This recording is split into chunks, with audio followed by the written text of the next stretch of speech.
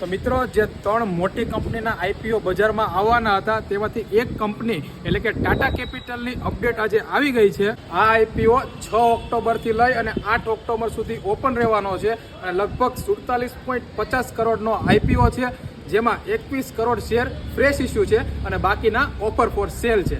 અને જો પ્રાઇસ બેન્ડની વાત કરીએ તો લગભગ હજુ ફિક્સ નથી, પણ 350 થી 350 ની વચ્ચે ભાવ આવી શકે છે. અને સોને પે સુહાગા કે 35% કોટા રિટેલર લોકોનો છે, એટલે કે જે લોકો આઈપીઓ ભરશે ને તેને લાગવાના ચાન્સ પૂરેપૂરા વધારે છે. તો જે પણ મિત્રો ભરવાના હોય તે લોકો તૈયારી રાખજો. બાકી જે પણ અપડેટ હશે ઓફિશિયલી જાહેરાત થશે એટલે તેની એક રીલ પાછી બનાવી દઈશ.